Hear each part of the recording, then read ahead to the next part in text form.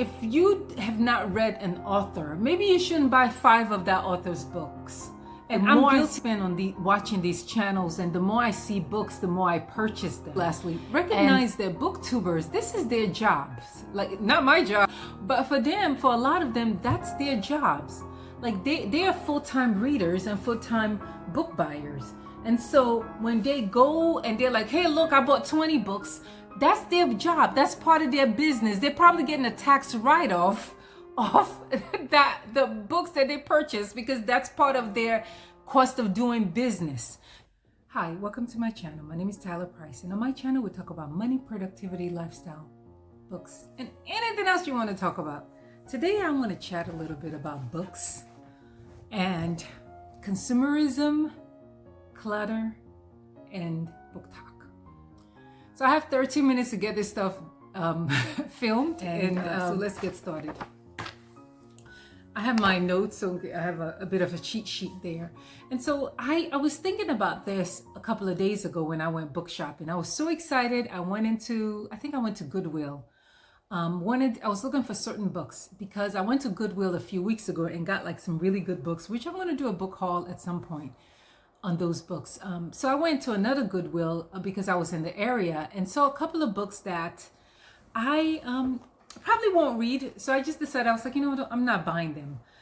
And it had me think about books and about clutter. And I know for myself, I've been very intentional with some of the things that I bring into my home around clutter.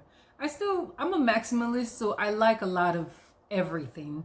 However, I've been very intentional about what I bring in my house. And I also thought about books and fast fashion.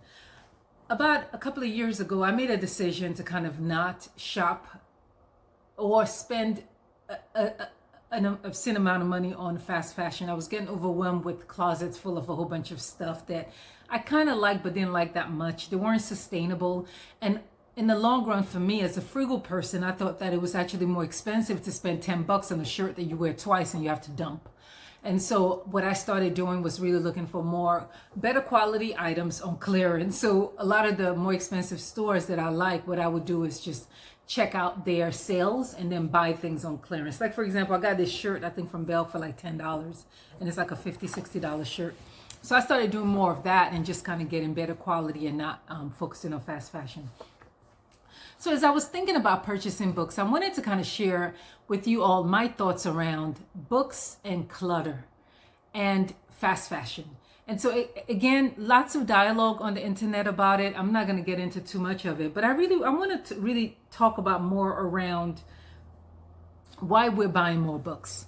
And is it really the BookTok, YouTube, booktubers, Instagrammers, influences? And I think to an extent it is, but I also want to be very intentional about, how I share this, because I'm aspiring to be an influencer. I'm aspiring to be a booktuber with my handful of subscribers and 30 or 40 of you that watch this video, which I appreciate all of you. So I too am aspiring to do that. And really my purpose for joining the BookTube community is that I wanted to really build an environment with people who love to read and really have a community where we can talk about the books that we like to talk about.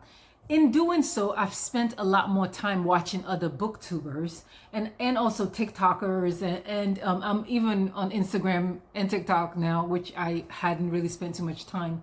And what I'm noticing is that the more I spend on watching these channels and the more I see books, the more I purchase them. And I'm not the only one. I think that's what influencers do. And so I had to kind of take a step back to say, I have more books now than I've had in a long time. I don't know if I'm going to be able to read all these books, and new books are coming out. And so why am I doing this? And what is the purpose of it? And is it beginning to have an adverse effect on me as far as having a lot of books and it overwhelming me?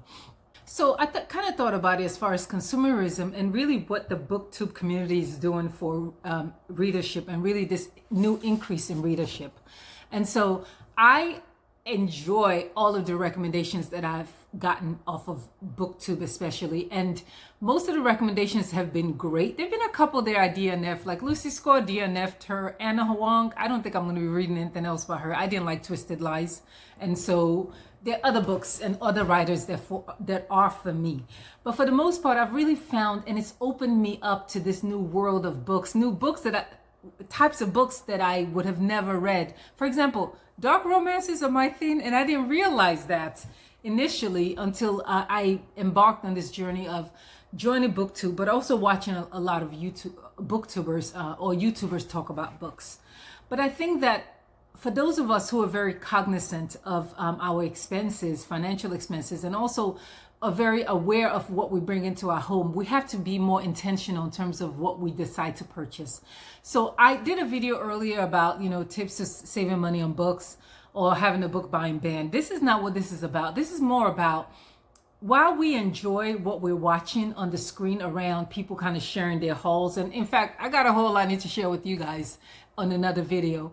I think we need to be very intentional about, just because Tyler, the booktuber, purchased this book does not necessarily mean that I should go out and buy them. I think that we have to be very intentional about what we enjoy. So, number one, if you have not read an author, maybe you shouldn't buy 5 of that author's books. And I'm guilty of it. I've never read anything by Emily Henry, and I have all 4 of her books, but I don't plan on purchasing the next one until I read at least one book. I haven't read anything by Ali Hazelwood. I've purchased all of her books. I don't plan on buying anything else from her. The new book coming out, I don't know if she has another book. I bought The Bride. And on and on. There are other authors like that. So we need to kind of, until you've read at least one book by an author, don't go out and buy the entire their catalog. Separately, what I've stopped doing is purchasing the entire series of books. For example, Magnolia Parks, I read the first book, enjoyed it, ordered the second one, enjoyed it, and then got the other 3 because I know I'm going to enjoy the rest of them. I think it's 3. Yeah. I've purchased the other 3. I'm going to enjoy them. I'm going to get to them and I'm going to read them. Cruel Prince by Holly Black. I think that's who wrote it. I was so tempted to purchase the entire series, and I'm so glad I did not, because I read the first book and it wasn't for me. It's a great book, just not for me. So had I purchased the entire series, then it would have been a whole bunch of books sitting on my bookcase, or that I probably have to sell, but won't really redeem what I paid for it. The same thing with the Twisted series. I didn't like Twisted Lies. I just did not enjoy it. I had to DNF it. I gave it a chance. I wanted to love it. I just didn't. Maybe the other books are better, and if they are, if I have time to read them, I'll check them out from the library, but I won't be adding them to my collection. So I think being intentional with what we bring into our homes is very critical.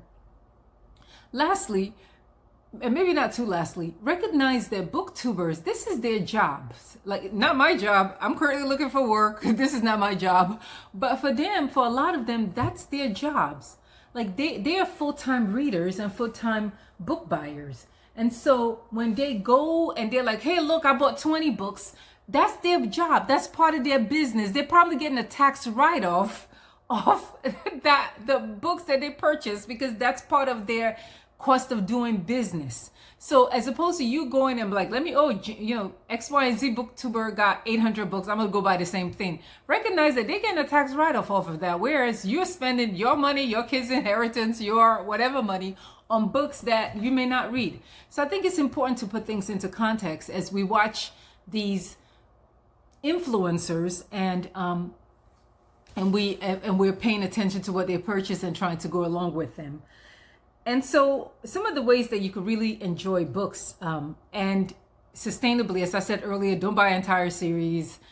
Recognize that booktubers, that's their job, and they're getting tax write-off off of that. Until you've read an author, don't buy the entire backlist. Like, there are authors that and really even some of the authors, if you like them, and if you want to own the books, that's fine. Like, there are books that I want to own by authors. Like Kennedy Ryan is an auto buy for me. I want to buy everything she's written. The same thing with Tia Williams, auto buy everything that she's written. And even Renee Carlino, I'm beginning to enjoy her books. And while I've been getting them at the library, I probably will I'll purchase her new book. Just because I've enjoyed everything I've read by her so far.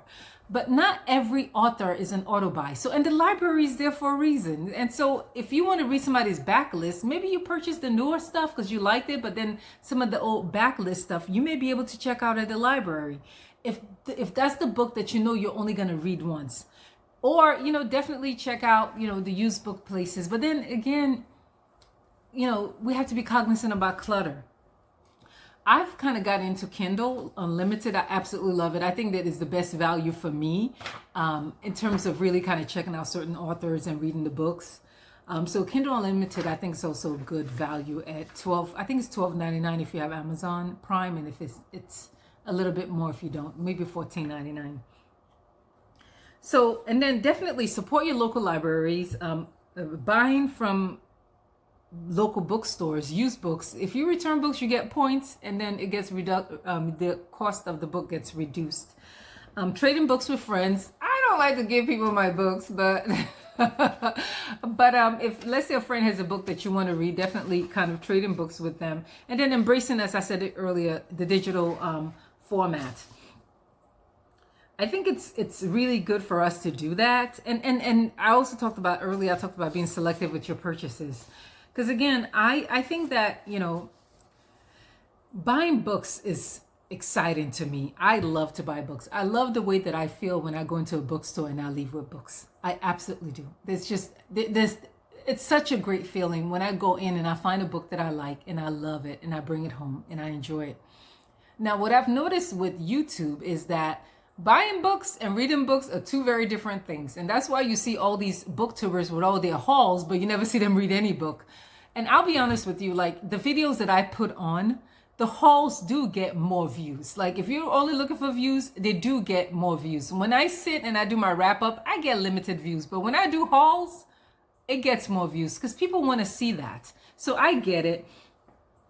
But I think that, and that's good for the YouTubers. Let them do that. But for other people who are buying books, be very selective in what you buy. And also, like, I think while we worry about clutter, I get the sentimental value of books. Like a good book is irreplaceable. As much as I like digital formats, a good book is, you can't replace it. Like the smell of a book. I mean, my God, like when I'm reading, the smell of a book, you're able to annotate the book. It's irreplaceable. There's nothing compares to it. And so, again, if you're concerned about clutter in your home, then definitely be very selective with it. And then, regularly kind of check what you have in your home in terms of, do you need to get rid of certain things? Do you need to donate some books that you're not reading? And that way you're not too worried about the number of books that you bring in. So just in conclusion, the purpose of this video is really to talk about books and us buying books, being influenced by books, and us just being more cognizant of the books that we are purchasing and what we're bringing into our home. And just because an influencer kind of has all these books, like, let me show you my 50 book haul, doesn't necessarily mean that we should do that as well. That is their job. That's what they do for a living. And for the rest of us, we just have to be very good steward of our family's resources. If this is the kind of content that you like, definitely subscribe to my channel. Thank you so much for riding with me, and I'll catch you on the next one.